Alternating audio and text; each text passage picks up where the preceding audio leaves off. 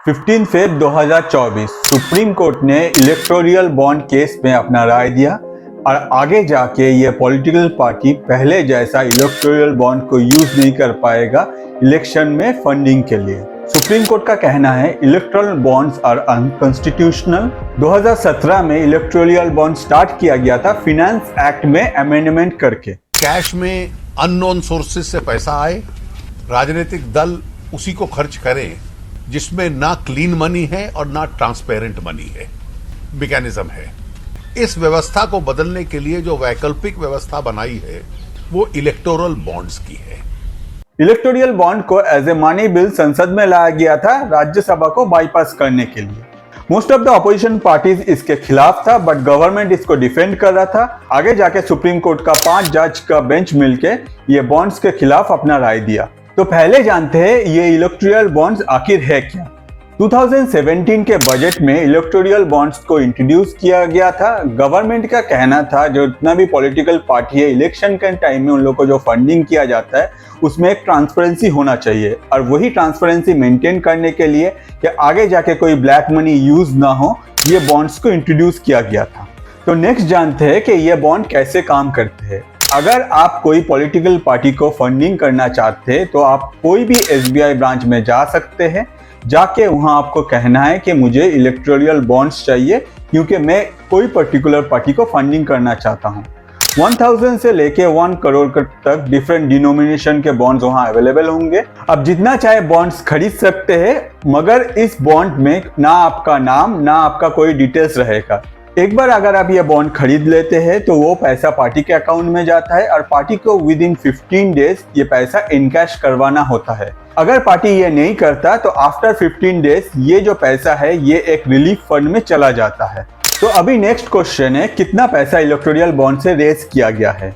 2018 के बाद से 16,000 करोड़ राउंड अबाउट $1.9 बिलियन, और ये जो पैसा है इसमें मोस्ट ऑफ द पार्ट जो है वो बीजेपी के पास गया है।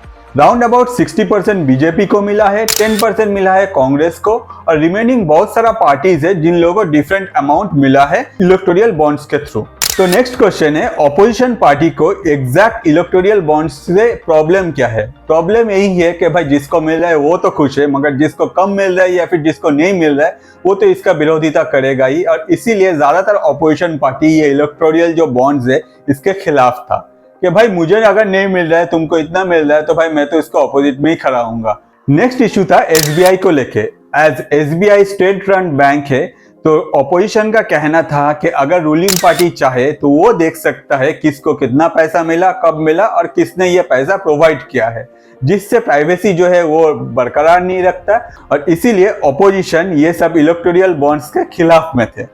ये सब सुनने के बाद आप बोल ही सकते हैं कि सबको पता है भाई इलेक्शन जो है वो हम लोगों का पैसा से ही लड़ा जाता है या फिर ब्लैक मनी यूज होता है, तो कोर्ट ने इसको क्यों बंद किया। एज पर सुप्रीम कोर्ट ये टोटल प्रोसेस में ट्रांसपेरेंसी नहीं था, सबको पता ही नहीं चल रहा था कि किसने किसको कितना पैसा दिया, और आगे जाकर राइट टू इंफॉर्मेशन जो एक्ट है वो कंप्लीटली फॉलो नहीं किया जा रहा था। इसीलिए सुप्रीम कोर्ट ने अपने तरफ से डिसीजन लिया और ये इलेक्टोरल बॉन्ड्स को स्क्रैप किया गया। तो नेक्स्ट क्वेश्चन है अब जाके कैसे पार्टी इलेक्शन लड़ेगा या फिर अब क्या होगा। सुप्रीम कोर्ट ने SBI और इलेक्शन कमीशन को ऑर्डर दिया है आगे जाके SBI को इंफॉर्मेशन को कंप्लीटली इलेक्शन कमीशन को प्रोवाइड करना पड़ेगा, और इलेक्शन कमीशन ये सारा information within March 13 public करेगा। इस डिटेल्स में बायर का name, amount, date of purchase, साथ ही साथ कौन सा पार्टी को टोटल कितना अमाउंट मिला, ये सारा इंफॉर्मेशन पब्लिक किया जाएगा। तो अभी प्रॉब्लम क्या है। तो अभी प्रॉब्लम है कि हम सबको पता है अप्रैल से मई के बीच में इंडिया में लोकसभा इलेक्शन होने वाला है, और यही लोकसभा इलेक्शन में लड़ने के लिए सभी पार्टी को चाहिए मोटा फंडिंग। इलेक्टोरल बॉन्ड्स पहले जैसा काम नहीं करेगा, तो आगे जाके जो पार्टी इलेक्शन लड़ेगा वो कौन सा प्रोसेस में या फिर कैसा पार्टी के पास इतना पैसा आएगा इलेक्शन लड़ने का, यही है मेजर इशू अभी। तो ये प्रॉब्लम सॉल्व करने के लिए बैक टू ओल्ड फॉर्मूला, जिसमें आप अपना 20,000 तक अपना अगर कोई फंडिंग करते हैं पॉलिटिकल पार्टी तो आपको कोई इंफॉर्मेशन प्रोवाइड नहीं करना पड़ेगा। ऑन द अदर साइड अगर आप उससे ज्यादा फंडिंग करते हैं एट दैट पॉइंट आपको अपना डिक्लेरेशन देना पड़ेगा। ऑन द अदर साइड अगर कोई कंपनी प्रॉफिट करता है तब जाके वो कंपनी अपना प्रॉफिट का 7.5% पॉलिटिकल पार्टी को फंडिंग कर सकते हैं, और ये जो 7.5% है ये मैक्सिमम लिमिट है। अगर आप कोई पॉलिटिकल पार्टी के साथ कनेक्टेड हो तो आपके मन में भी आ सकता है कि भाई ये प्रोसेस में क्या पूरा पैसा हम लोग रेस कर पाएंगे। ऑन द अदर साइड अगर दूसरा जो फॉरेन कंट्रीज है वहां एग्जैक्टली क्या होता है, तो चलिए एक बार देखते हैं फॉरेन कंट्रीज में इलेक्शन में कैसे पैसा रेस किया जाता है। अलग अलग कंट्रीज में अलग अलग रूल है। फॉर एग्जाम्पल यूके, अगर यूके में आप कोई पॉलिटिकल कैंडिडेट्स को फंडिंग करना चाहते हो तो आप नहीं कर पाओगे। ऑन द अदर साइड आप कोई भी अमाउंट पॉलिटिकल पार्टी को दे सकते हो। यूएस में आप पॉलिटिकल कैंडिडेट को दे सकते हो मैक्सिमम $3,300 और पॉलिटिकल पार्टी को आप मैक्सिमम दे सकते हो $41,300।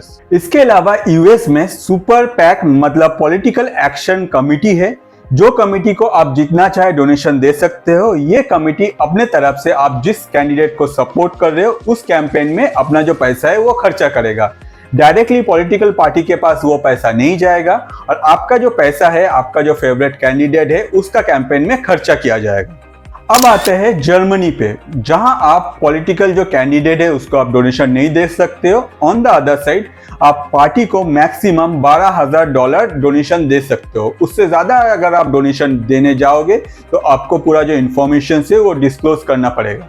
दुनिया भर में आप जितना भी कंट्रीज देखोगे सब कंट्रीज में अलग अलग रूल्स या फिर रेगुलेशन है। कौन सा प्रोसेस सही है या फिर कौन सा प्रोसेस गलत, इसका कोई एग्जैक्ट डेफिनेशन नहीं है, जिससे आपको पता नहीं चलेगा कि कौन सा प्रोसेस एग्जैक्ट आप फॉलो कर सकते हैं जिससे आगे जाके ये जो फंडिंग है ये कंप्लीटली ट्रांसपेरेंट हो। तो ये सब सुनने के बाद आपको क्या लग रहा है? एज यूजुअल अगर कॉन्स्टिट्यूशन में कोई एग्जैक्ट रूल नहीं है तो आप अपने फायदा का सोचो। अगर आप रूलिंग पार्टी में हो तो अपने तरफ से एक प्रोसेस डिजाइन करो और अपने तरफ से कोशिश करो उसको लॉ में कन्वर्ट करने के लिए।